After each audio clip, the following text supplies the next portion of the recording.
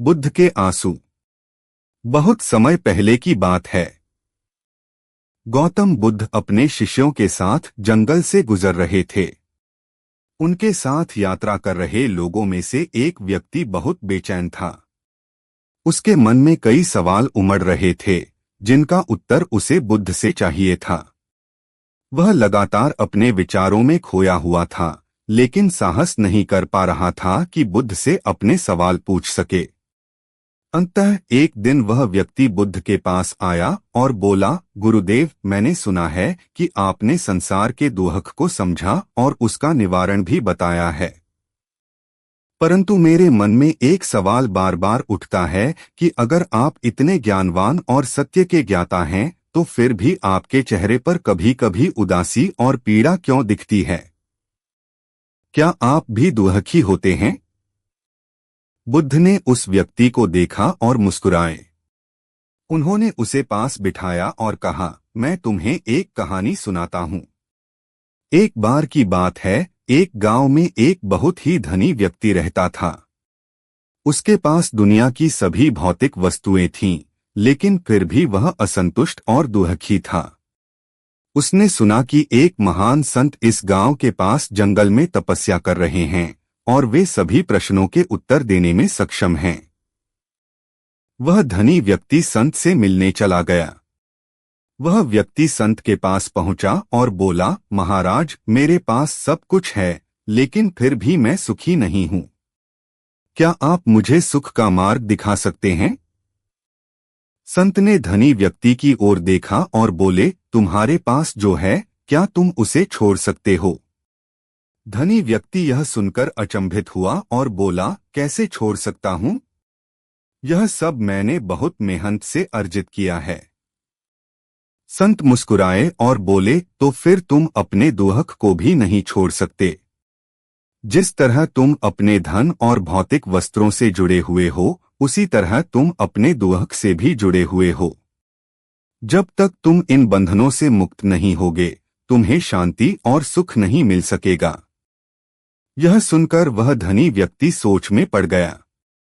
उसने महसूस किया कि असली सुख भौतिक वस्त्रों में नहीं, बल्कि मानसिक शांति में है। उसे यह भी समझ में आया कि जब तक वह अपने बंधनों को नहीं त्यागेगा, उसे मुक्ति नहीं मिल सकेगी। बुद्ध ने यह कहानी सुनाकर उस व्यक्ति की ओर देखा और कहा, मैं दुखी नहीं हूँ, लेकिन संसार के दुख को देखकर मेरी आंखों में आंसू आ जाते हैं। लोगों की अज्ञानता और मोहमाया में फंसे रहने की स्थिति मुझे पीड़ा देती है। जब तक लोग अपने बंधनों को नहीं त्यागेंगे, वे सुख और शांति नहीं पा सकेंगे। और यही बात मुझे दुखी करती है। वह व्यक्ति बुद्ध के उत्तर से संतुष्ट हो गया और समझ गया कि वास्तविक सुख किसी बाहरी वस्तु में नहीं, बल्कि आंतरिक शांति में है। उसने निश्चय किया कि वह अपने जीवन में मोहमाया से मुक्त होने का प्रयास करेगा। उस दिन के बाद से उस व्यक्ति ने मोहमाया को छोड़कर ध्यान और तपस्या का मार्ग अपनाया और अंततः उसे वह शांति और सुख प्राप्त हुआ जिसकी उसे तलाश थी। इस प्रकार बुद्ध ने हमें यह सिखाया कि जीवन के असली सुख और शांति को पाने के लिए हमें अपने बंधनों और मोहमाया से मुक्त होना होगा। बुद्ध की कहानी अभी खत्म नहीं हुई थी। उनके उत्तर ने उस व्यक्ति के मन को शांत किया, लेकिन उसकी जिज्ञासा अभी भी पूरी तरह से समाप्त नहीं हुई थी। उसने फिर से पूछा, गुरुदेव, आप कहते हैं कि मोहमाया और बंधनों से मुक्त होकर ही शांति प्राप्त की जा सकती है, लेकिन हम संसार में रहते हैं, रिश्तों में बंधे हैं, परिवार है, जिम्मेदारियां हैं। इन सब से कैसे मुक्त हुआ जा सकता है? बुद्ध ने गहरी सांस ली और फिर से मुस्कुराए। उन्होंने उसे और शिष्यों को एक और कहानी सुनाई। एक समय की बात है, एक राजा था जो अत्यधिक चिंतित और परेशान रहता था। उसके पास अपार धन, विशाल राज्य और हर प्रकार की सुविधाएं थीं, लेकिन उसकी आत्मा में शांति नहीं थी। उसने एक दिन अपने दरबार के संत को बुलाया और कहा, मुझे रात को नींद नहीं आती। मन हमेशा अशांत रहता है। बताइए, मैं शांति कैसे पा सकता हूँ? संत ने राजा की बात सुनी और कहा, राजन, अगर आप सच में शांति चाहते हैं तो आपको सब कुछ त्यागना होगा। अपना राज्य, अपना धन, अपना परिवार, सब कुछ छोड़कर वन में तपस्या करनी होगी। राजा यह सुनकर डर गया और बोला, यह कैसे संभव है? मैं राज्य का राजा हूँ, मेरे कर्तव्यों और जिम्मेदारियों से कैसे भाग सकता हूँ? संत ने हंसते हुए कहा, राजन, शांति पाने के लिए त्याग करना जरूरी है, लेकिन इसका मतलब यह नहीं कि आप अपनी जिम्मेदारियों से भाग जाएं।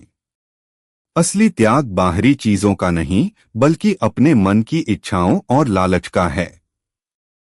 जब आप अपनी अपेक्षाओं, मोहमाया और उन भावनाओं से मुक्त हो जाते हैं जो आपके मन को बांधती हैं, तभी सच्ची शांति प्राप्त होती है। राजा ने यह बात सुनी और गहरे विचार में पड़ गया। उसने महसूस किया कि शांति बाहर की चीजों में नहीं, बल्कि मन की स्थिरता में है। उसने अपने जीवन के प्रति अपने दृष्टिकोण को बदला। वह अब भी राजा था, उसने अब भी अपने कर्तव्यों को निभाया, लेकिन अब उसके मन में कोई लालच, कोई मोहमाया नहीं थी। धीरे धीरे उसकी रातों की नींद लौट आई और उसका मन शांति से भर गया। यह कहानी सुनाकर बुद्ध ने कहा, तुम्हारा प्रश्न बहुत महत्वपूर्ण है। संसार में रहते हुए भी बंधनों से मुक्त होना संभव है। असली मुक्ति मन की होती है।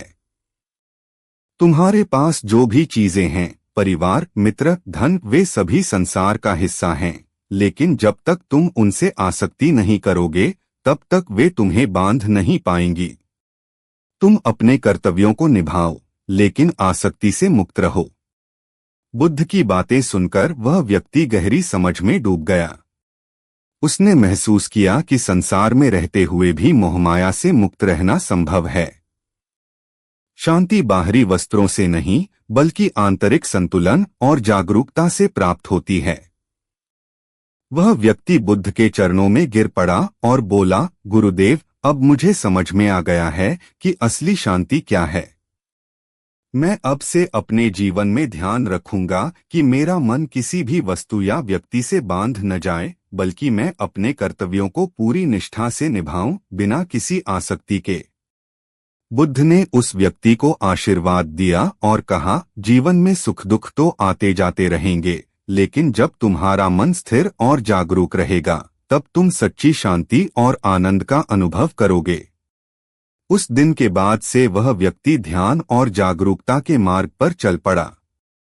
उसने धीरे धीरे अपने जीवन से मोहमाया को हटाकर शांति और संतोष की ओर कदम बढ़ाया। गौतम बुद्ध की यह शिक्षा हम सभी के लिए एक संदेश है कि संसार में रहते हुए भी हम अपने मन को बंधनों से मुक्त कर सकते हैं। असली सुख और शांति बाहरी परिस्थितियों से नहीं, बल्कि हमारे अंदर से आती है। जब हम अपने मन को स्थिर और संतुलित रखते हैं, तभी हम जीवन के सच्चे आनंद का अनुभव कर सकते हैं। बुद्ध की शिक्षा का प्रभाव इतना गहरा था कि उस व्यक्ति के जीवन में एक नई दिशा आ गई। लेकिन यह कहानी यहीं समाप्त नहीं होती। बुद्ध के साथ यात्रा कर रहे उनके अन्य शिष्य भी इस व्यक्ति के परिवर्तन को देखकर प्रेरित हुए। उनमें से एक युवा शिष्य ने बुद्ध से एक और सवाल किया, गुरुदेव, आपने हमें मोहमाया से मुक्त होने का मार्ग दिखाया, लेकिन हम में से कई लोग अपने परिवार और समाज के प्रति गहरे जुड़े हुए हैं। हम उन्हें छोड़कर कैसे मुक्त हो सकते हैं? बुद्ध ने उसे ध्यान से देखा और कहा, तुम्हारा सवाल बहुत महत्वपूर्ण है, लेकिन इसका उत्तर तुम्हारे विचारों से परे है। मैं तुम्हें एक और कहानी सुनाता हूं जो तुम्हारी शंका को दूर करेगी। बुद्ध ने शिष्यों के बीच बैठे उस युवा की ओर देखते हुए कहा, किसी समय की बात है, एक साधु गांव-गांव घूमते हुए अपनी साधना और ध्यान की शिक्षा दे रहा था। एक दिन वह एक गांव में पहुंचा, जहां लोग बहुत दुखी और परेशान थे। साधु ने पूछा, तुम सब इतने दुखी क्यों हो? इस गांव में इतनी समृद्धि है, फिर भी तुम्हारे चेहरों पर चिंता और निराशा क्यों है? गांव के लोग बोले, महात्मा जी, हमारे पास सभी सुख सुविधाएं हैं, लेकिन हमारे रिश्तों में कोई खुशी नहीं है। हर कोई एक दूसरे से नाराज है, कोई किसी की मदद नहीं करता। हम आपस में बहुत लड़ते झगड़ते हैं और इस कारण हमारे जीवन में शांति नहीं है। साधु ने मुस्कुराकर कहा, यह इसलिए है क्योंकि तुम लोग एक दूसरे से बहुत आसक्त हो।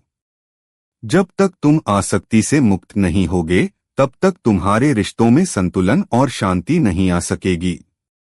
गांव वालों ने पूछा, लेकिन महात्मा जी, बिना आसक्ति के कैसे प्रेम किया जा सकता है?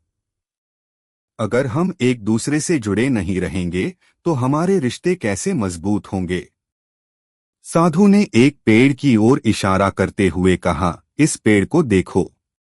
यह पेड़ तुम्हें छाया, फल और ऑक्सीजन देता है, लेकिन इसकी किसी भी चीज से आसक्ति नहीं है। यह तुमसे कुछ नहीं मांगता, फिर भी यह तुम्हारे लिए अपना सर्वस्व देता है। इसी प्रकार तुम्हें भी अपने रिश्तों में प्रेम करना चाहिए, लेकिन बिना किसी अपेक्षा के। जब तुम दूसरों से कुछ पाने की अपेक्षा नहीं करोगे और केवल उन्हें अपना प्रेम दोगे, तो तुम्हारे रिश्तों में शांति और स्थिरता आ जाएगी। यह सुनकर गांव के लोग विचारशील हो गए। उन्होंने साधु की शिक्षा को अपने जीवन में अपनाने का निश्चय किया।